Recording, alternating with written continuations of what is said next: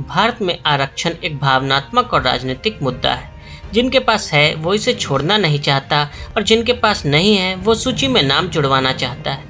आज मोदी सरकार के एक बड़े और बहुप्रतीक्षित फैसले की बात करेंगे। साथ ही बताएंगे कि क्या है नीट में ओबीसी और ईडब्ल्यूएस आरक्षण, क्यों लिया गया ये फैसला, अब तक किस आरक्षण नीति का पालन किया गया। कुल मिलाकर कहें तो पीएम मोदी की ऑल इंडिया नीति से जुड़े हर सवाल का जवाब इस रिपोर्ट के जरिए देने की कोशिश करेंगे।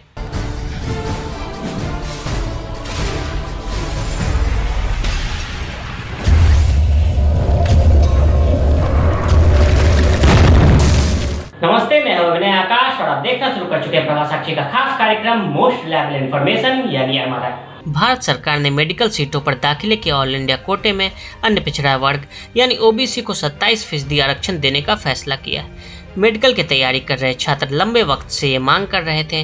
28 जुलाई को ही केंद्रीय श्रम एवं रोजगार मंत्री भूपेंद्र यादव के नेतृत्व में ओबीसी सांसदों के एक दल ने प्रधानमंत्री नरेंद्र मोदी से मुलाकात की थी और नीट परीक्षा में ऑल इंडिया कोटे में ओबीसी अभ्यर्थियों के लिए आरक्षण बहाल करने की मांग की थी।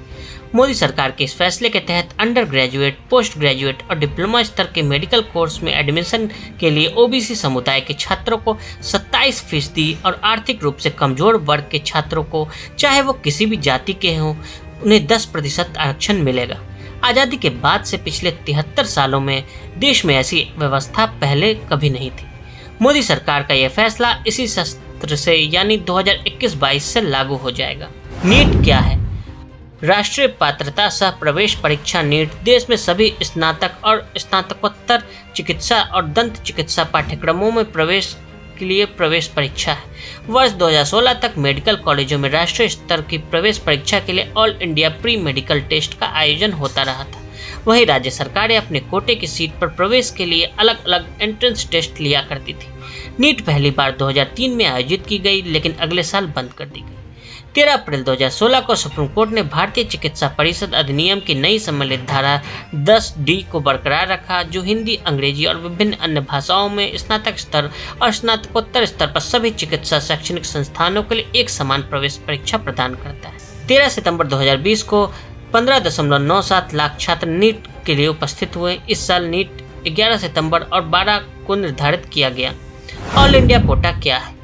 22 जून 1984 को सुप्रीम कोर्ट ने डॉक्टर प्रदीप जैन बनाम भारत सरकार के मामले में एक फैसला सुनाया।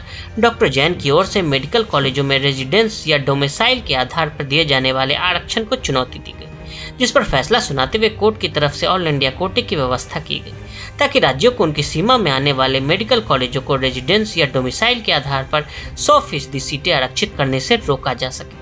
इस फैसले का मकसद ये था कि जहां अच्छे मेडिकल कॉलेज नहीं हैं, वहां के मेधावी छात्रों को दूसरे राज्यों में पढ़ने का मौका मिले। इसके बाद से ही सरकारी मेडिकल कॉलेजों की कुल अंडर ग्रेजुएट सीट के 15%, जबकि पोस्ट ग्रेजुएट सीट के 50% पर ऑल इंडिया कोटा के तहत एडमिशन लिया जाता है। बाकी 85 यूजी सीट और 50% पीजी सीट पर उस राज्य के बच्चों को एडमिशन दिया जाता है जहाँ वह कॉलेज स्थित है। उदाहरण के लिए उत्तर प्रदेश में रहने वाला एक छात्र पश्चिम बंगाल के राज्य सरकार के मेडिकल कॉलेज में एक सीट पर प्रवेश के लिए पात्र हो सकता है, बशर्ते उसने राष्ट्रीय योग्यता सूची में पर्याप्त उच्च अंक प्राप्त किए हो। यदि उसका स्कोर AIQ के लिए पर्याप्त नहीं है तो भी वह अपने गृह राज्य में राज्य के कोटे के तहत प्रवेश की उम्मीद कर सकता है। अब तक किस आरक्षण नीति का पालन किया गया? 2007 तक मेडिकल प्रवेश के लिए ऑल इंडिया कोटा के अंदर कोई आरक्षण लागू नहीं किया गया था। 31 जनवरी 2007 को अभयनाथ बनाम दिल्ली विश्वविद्यालय और अन्य में सर्वोच्च न्यायालय ने अनुसूचित जातियों के लिए 15% और अनुसूचित जनजातियों के लिए 7.5% आरक्षण की व्यवस्था का निर्देश दिया। उसी वर्ष सरकार ने केंद्रीय शैक्षणिक संस्थान कानून पारित करके केंद्रीय शैक्षणिक संस्थानों के में एडमिशन के लिए ओबीसी स्टूडेंट को 27% आरक्षण देने का प्रावधान कर दिया था, जबकि राज्य सरकार के मेडिकल और डेंटल कॉलेज ओबीसी को ऑल इंडिया कोटा से बाहर की सीटों पर आरक्षण दिया करते हैं, इसलिए वहां ऑल इंडिया कोटा वाली सीटों पर एडमिशन में आरक्षण लागू नहीं था।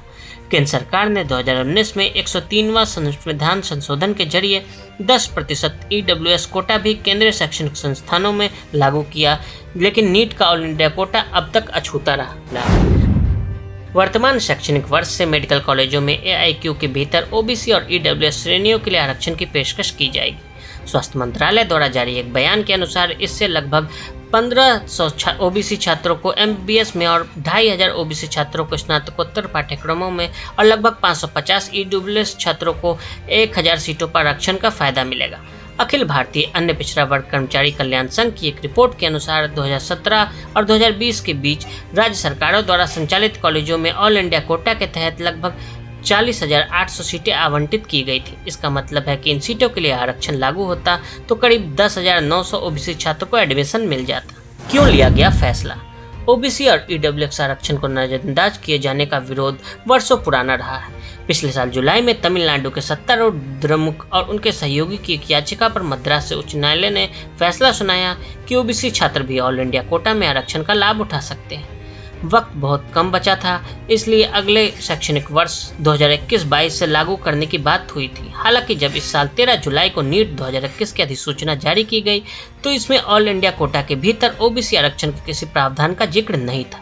डीएमके ने एक अवमानना याचिका दायर की और 19 जुलाई को मद्रास उच्च न्यायालय ने कहा केंद्र सरकार को इसके लिए फटकार भी लगाई।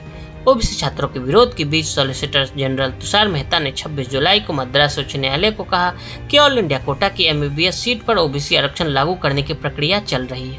अगली सुनवाई 3 अगस्त के लिए सूचीबद्ध है, जबकि अन्य याचिकाएं भी दायर की गई, जिसमें सलोनी कुमारी द्वारा एक याचिका भी शामिल है। आज के लिए दें इजाजत और ऐसी रिपोर्ट्स को देखने के लिए प्रभा साक्षी के साथ लगातार बने रहें। फेसबुक और ट्विटर पर हमें फॉलो करें, यूट्यूब पर प्रभा साक्षी को सब्सक्राइब करें।